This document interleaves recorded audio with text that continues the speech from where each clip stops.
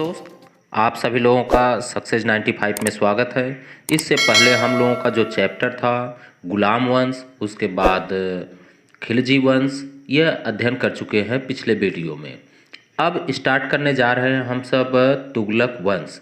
तुगलक वंश यह स्टार्ट होता है 1320 से लेकर के 1414 ईस्वी तक, और इसी का अध्ययन आज हम लोग करेंगे। इसमें कुल 94 वर्ष तक शासन हुआ था, और 94 वर्ष तक कितने शासक मिलके शासन करे थे? तो 8 शासक मिलके करे थे शासन। जो पहला शासक होता है, जो संस्थापक होता है तुगलक वंश का, वह है गियासुद्दीन मोहम्मद तुगलक, और जो अंतिम शासक है वह है नासिरुद्दीन महमूद तुगलक।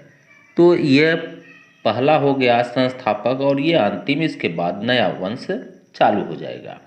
अच्छा, तुगलक वंश ये आया कहाँ से शब्द, इसकी उत्पत्ति कैसी हुई, इसकी भी जानकारी हो जाए। तो तुगलक नामा जो अमीर खुसरो की पुस्तक है, उसमें लिखा है कि तुगलक एक व्यक्तिगत नाम था, जाति नाम नहीं था। मतलब लोग तुगलक कह के पुकारा करते थे। यह जो तुगलक जनजाति है, यह पहले निवास कहाँ करते थे? तो ये तुर्किस्तान जो जगह है वह, और सिंध, इन दोनों के बीच में एक पहाड़ी क्षेत्र था। यहाँ पे कराना वंश की जनजातियाँ रहा करती थी, और वहीं से इनकी शुरुआत हुई है, ऐसा कहा जाता है।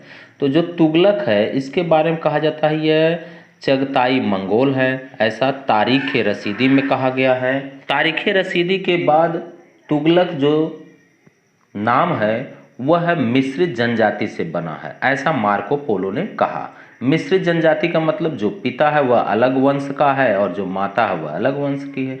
तो पिता को कहा गया कि यह तातार का रहने वाला था, और माता को कहा गया कि यह भारत की रहने वाली है, जो कि एक हिंदू महिला थी। अच्छा, जो कराना शब्द है उसके बारे में कहा जाता है कि यह संस्कृत शब्द कर्ण से बना है, और कर्ण का मतलब होता है मिश्रित जाति। मिश्रित जाति में जो पिता है वह क्षत्रिय है, और जो माता है वह शूद्र है। ऐसा कौन कहा है? तो एमजिक महोदय ने कहा है। अच्छा, जो पिता हैं गियासुद्दीन तुगलक का जो पिता है वह मलिक तुगलक है, और यह बलबन के समय में उसके तुर्कदास थे। जो माता थी वह स्थानीय जाट परिवार की कन्या थी। स्थानीय जाट परिवार का मतलब भारत की महिला थी। अब मलिक तुगलक का जो पुत्र है वह गयासुद्दीन मोहम्मद तुगलक है। यह शासक बनता है दिल्ली सल्तनत का, और स्टार्ट करता है, शुरू करता है एक नए वंश की, जिसे तुगलक वंश कहा जाता है। और यह गयासुद्दीन तुगलक जो शासन करता है, यह 1320 ईस्वी से लेकर के 1325 ईस्वी तक शासन करता है। गयासुद्दीन मोहम्मद तुगलक यह उपाधि धारण करता है गाजी की। गाजी का मतलब होता है काफिरों का घातक, और ऐसा पहला सुल्तान था। गाजी की उपाधि धारण करने वाला दिल्ली सल्तनत का पहला सुल्तान कौन है? तो गाजी की उपाधि धारण करने वाला गयासुद्दीन मोहम्मद तुगलक है। अब गयासुद्दीन मोहम्मद तुगलक का कुछ प्रारंभिक जीवन के बारे में जानकारी ले ले, क्योंकि ये शासक बन रहा है और दिल्ली में कुछ नया करने वाला है। तो कौन है, कैसे, क्या कार्य करेगा, उसके बारे में जानकारी हो जाए। तो प्रारंभिक जो जीवन था इसको कहा गया कि गाजी तुगलक अथवा गाजी बेग तुगलक, इसको पहले कहा जाता था। लेकिन जब यह सुल्तान बन गया तो उसके बाद यह उपाधि धारण कर लिया, कौन सा? गियासुद्दीन तुगलक शाह की उपाधि धारण किया, और इसी नाम से अब जाना जाने लगा।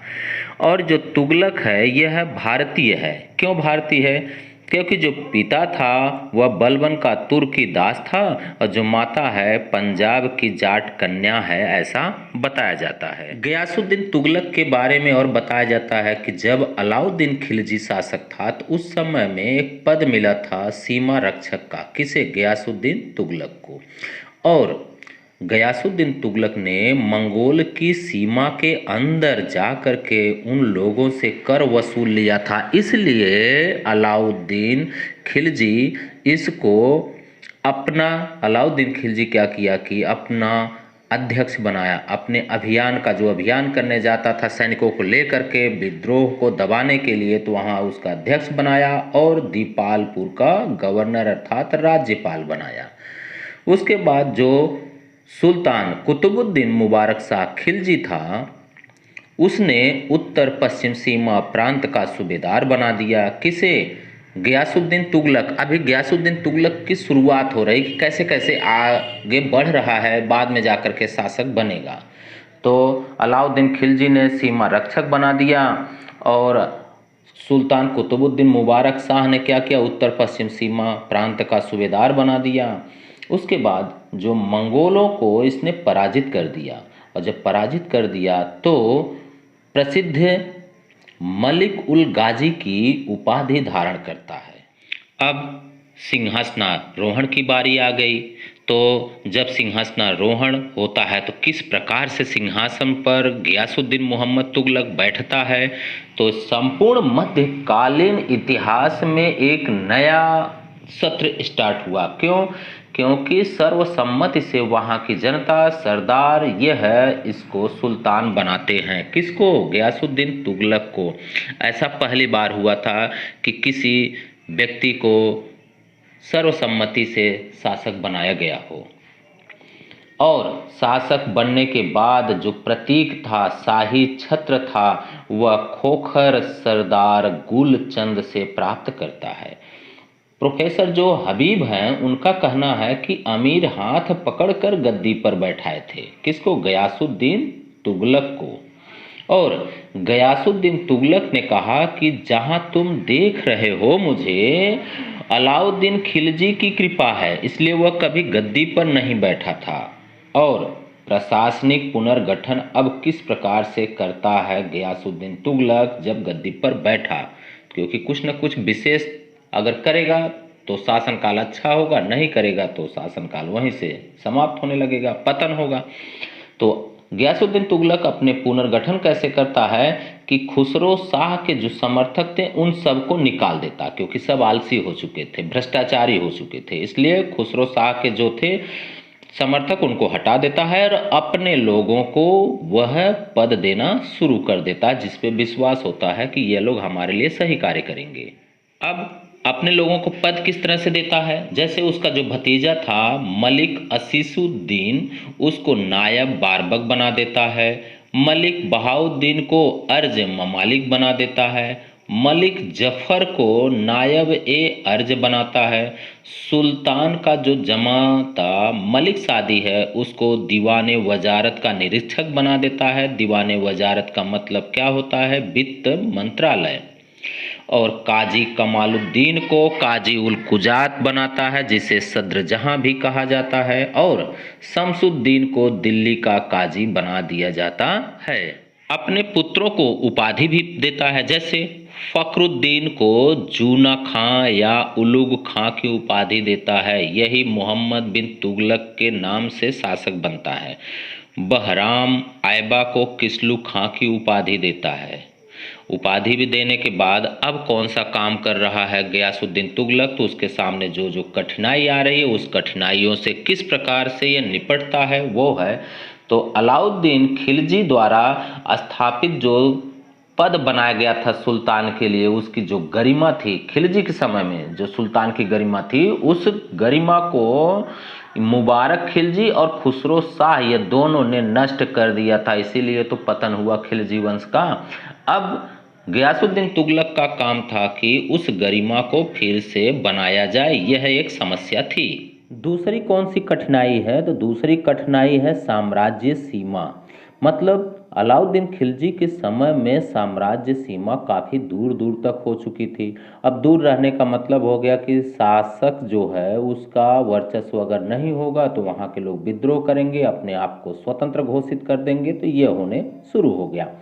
जैसे जो सिंध का सूबेदार था अमर, वह स्वतंत्र शासक बन गया। तेलंगाना का शासक प्रताप रुद्रदेव था, यह भी स्वतंत्र शासक बन गया। माबर होसल का शासक वीर भल्लाल, यह भी स्वतंत्र शासक हो गया। जैसे गुजरात है चित्तौड़, नागौर, जालौर, इन सब जगहों पर विद्रोह होना शुरू हो गया था। तो गयासुद्दीन तुगलक का अब कार्य क्या होगा, क्या करेगा अब गयासुद्दीन तुगलक, ऐसा इसका उल्लेख किसमें मिलता है, उसके कार्यों का, तुगलकनामा अमीर खुसरो की जो कि पुस्तक है। उसमें खुसरो शाह जो अनुदान दिया था उसको सबसे पहले गयासुद्दीन तुगलक वापस लेना शुरू कर दिया। उसके बाद निजामुद्दीन औलिया से भी दिया गया था जो अनुदान, उसको वापस मांगा था गयासुद्दीन तुगलक, लेकिन औलिया ने मना कर दिया कि मैंने उन गरीबों में बांट दिया है, अब यह वापस नहीं मिलेगा। गयासुद्दीन तुगलक क्या किया, सैनिकों में सुधार करता है ताकि उसकी शासन व्यवस्था और अच्छी हो सके। तो मुक्ता और वली ये सैनिकों के वेतन देते समय कमीशन लेते थे और इसको बंद कर दिया था गयासुद्दीन तुगलक। और सैनिकों के जो वेतन रजिस्टर था उसको वसीलात हस्म कहा जाता था, उसकी जांच करवाना शुरू कर दिया। और यातायात एवं डाक व्यवस्था में भी सुधार किया गयासुद्दीन तुगलक ने और इसे पूर्ण रूप से व्यवस्थित कर लिया था। और डाक व्यवस्था, यातायात किसके अधीन था, तो बरीद ए मुमालिक इसका काम होता है, सूचना विभाग का प्रमुख यह था और सूचना पहुंचाना था। और इसी के अधीन किया गया था डाक एवं यातायात व्यवस्था। और इस डाक व्यवस्था यातायात का वर्णन कौन करता है, इब्न बतूता करता है। दिल्ली सल्तनत का जो इतिहास है उसमें पहली बार एक व्यवस्था लागू किया था गयासुद्दीन तुगलक, उसने निर्धनों की सहायता का आयोजन शुरू किया था। गयासुद्दीन तुगलक यह मध्यपंथी की नीति अपनाया था। मध्यपंथी की नीति का मतलब होता है, इसी को रस्म नियम कहा जाता है। और यह उल्लेख मिलता है तारीख ए एल्दाद में। और यह रस्म नियम होता क्या है कि राजस्व की कठोर प्रणाली और उदार प्रणाली के बीच की जो प्रणाली है उसको रस्म नियम कहा गया। मतलब अलाउद्दीन खिलजी के समय में काफ़ी कठोर व्यवस्था थी, लेकिन खुसरो शाह के समय में काफ़ी उदार व्यवस्था हो चुकी थी, जिसमें कि भ्रष्टाचार या जो भ्रष्टाचार थे वो ज़्यादा बढ़ चुके थे। तो इन दोनों के बीच में एक नया नियम लगाया था गयासुद्दीन तुगलक, जिसे रस्म नियम कहा गया।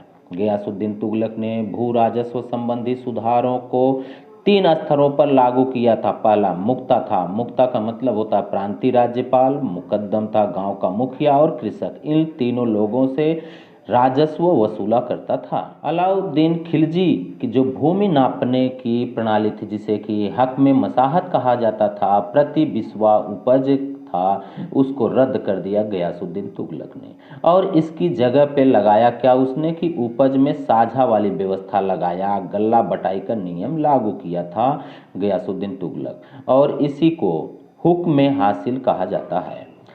सल्तनत काल का पहला सुल्तान था जिसने नहरों का निर्माण करवाया था कृषि करने के लिए, अर्थात किसानों के बारे में ज़्यादा सुविधा प्रदान करने वाला यह गयासुद्दीन तुगलक ही था। अमीरों इक़्तिदारों को जो लगान वसूली का कार्य दिया गया था, जिसे ठेकेदारी प्रथा कहा गया था, इसको बंद करवा दिया गया। ठेकेदारी अर्थात बोली लगानी पड़ती थी। गयासुद्दीन तुगलक का जो सैन्य अभियान था, कहाँ कहाँ सैन्य अभियान किया गयासुद्दीन तुगलक, तो पहला अभियान था इसका तेलंगाना के लिए 1321 ईस्वी में। और यहाँ की राजधानी वारंगल है, जिसे जीतने के बाद, तेलंगाना को जीतने के बाद दिल्ली में मिला भी लिया गया था और उसका नाम रखा गया था सुल्तानपुर। यहाँ का शासक प्रताप रुद्रदेव था, जो अलाउद्दीन खिलजी के समय में कर तो दिया करता था, लेकिन बाद में स्वतंत्र घोषित कर दिया। और अभियान करने वाला कौन था, जूना खां, यह गयासुद्दीन तुगलक का पुत्र, जिसे कि भेजा गया था। और इसने प्रताप रुद्रदेव को जब हराने वाला था, उसी समय उबैद नाम का एक ज्योतिष था, जो कि गयासुद्दीन तुगलक के मरने की अफवाह फैला देता है। जूना खां भाग करके दिल्ली आता है, लेकिन जब पता चलता है कि नहीं, अभी तो गयासुद्दीन तुगलक जीवित है, तो जूना खां दोबारा फिर अभियान करता है और प्रताप रुद्रदेव उस समय पराजित होता है और आत्मसमर्पण कर देता है। अब वह क्या किया कि सबसे पहले दक्षिणी जो राज्य था उसे दिल्ली में मिलाया गया। अभी तक मिलाया नहीं गया था, दिल्ली में किसी शासक ने नहीं मिलाया, लेकिन गयासुद्दीन तुगलक उसे दिल्ली में मिला लिया।